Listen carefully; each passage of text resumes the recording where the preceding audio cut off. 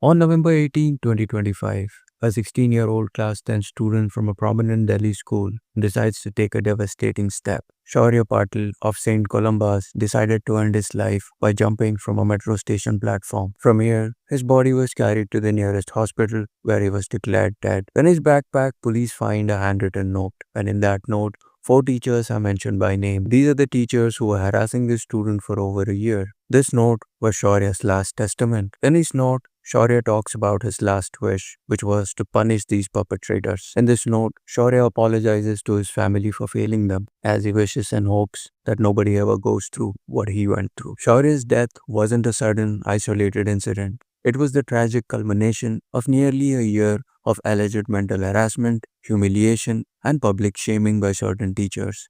His family had raised concerns multiple times, only to be dismissed by the school administration. Instead of taking action on these teachers, the school administration reportedly threatened Shaurya. The case has sparked national outrage and massive protests. This isn't just about one school, it's about a systemic crisis that prioritizes grades and discipline over a student's mental health and well-being. In this video, we will try to dissect the problems of our education system. We'll explore the pressure cooker environment, toxic teacher culture, and lack of mental health support to our students, and also what needs to be done before we lose another Shaurya. The pressure cooker environment. The modern Indian education system can be defined as a relentless and cutthroat pursuit of marks. From a very young age, our kids are taught to study hard, get good marks in school, join a good college, and possibly get a good job. So the whole point of our high school education is nothing but to join a good college instead of teaching kids the necessary life skills to survive life, especially in a country like India. The emphasis on academic success fuels a culture of rote memorization where understanding takes a back seat to regurgitating information in an exam. Critical thinking, creativity, and practical skills are often neglected. Shaurya's father mentioned his son was an outgoing, creative soul who loved dancing and script writing, talents that the system seemingly failed to nurture or worse, actively suppressed. The academic pressure towards our students creates a fertile ground for a toxic environment. For example, in Shaurya's case, when he fell during dance practice, his teacher allegedly said that cry as much as you want, it doesn't make any difference to me. This kind of insensitivity can only be found in a culture that is obsessed with results. Here, teachers don't care what kind of devastating effect these kind of things have on students. This pressure isn't just from the schools, but also from the society and even our parents. Toxic environment. You see, teachers are supposed to be mentors and guides, but in a lot of the cases, these teachers become the primary source of fear and anxiety. Shaurya's friends and family described a pick and point culture in the school where certain children, including Shaurya, were consistently targeted, publicly shamed, and threatened with expulsion. The problem here often lies in a lack of proper teacher training, not just in their subjects, but in child psychology and empathy as well. Many teachers are undertrained or unmotivated and lack the skills to handle student mental health issues. When Shaurya reportedly confided in a school counselor about mental thoughts, his concerns were tragically sidelined. This highlights a massive accountability loophole. Who is monitoring teacher behavior?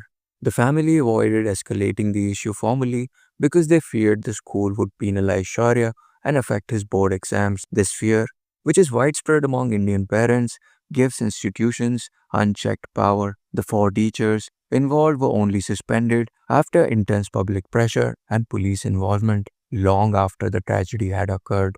Lack of safe spaces and the mental health crisis. The Indian education system is right now in the middle of a mental health crisis. The intense competition and the lack of holistic development has caused a significant spike in stress, anxiety, and depression in students. Schools, which are supposed to be safe spaces, have now become the primary source of stress. The Shaurya case reveals that school counselors sometimes exist only on paper, and students do not feel that they can approach them safely. There's a deep-rooted social stigma around discussing mental health in India, a problem which the education system has so far largely ignored. Shaurya's last wish in his note was for his organs to be donated, showing he was not a weak person, but a victim of a pathetic system. We really need to shift our attention from a purely academic centric model to the one that integrates emotional and social learning into the core curriculum. Open communication channels, Mandatory mental health programs and anti-bullying policies which are actively enforced are one way to go about it. The current system forces students to internalize their struggles, which often leads to tragic outcomes. The outdated model. All the problems that we've discussed have a common underlying source, an outdated education system of the British era. This system was designed to produce clerks, not critically thinking minds. This chalk and talk system persists even today, failing to equip students with practical real world skills. The National Education Policy 2020 aims to address many of these flaws by promoting a more flexible, skill oriented, and holistic learning environment. It emphasizes moving away from rote memorization to competency based assessment. The policy advocates for vocational training from class 6 onwards and the integration of arts and sports into the main curriculum.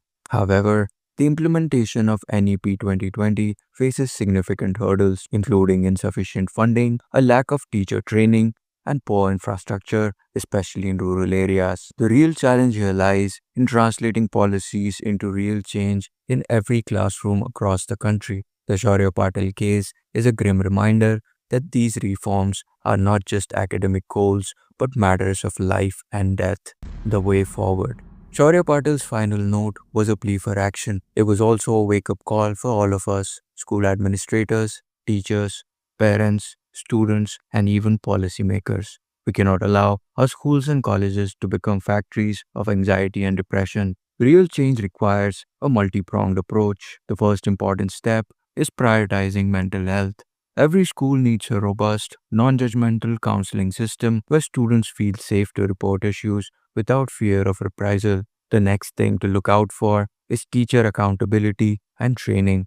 We need better systems to train and monitor teachers, ensuring they foster a supportive environment and are held accountable for misconduct.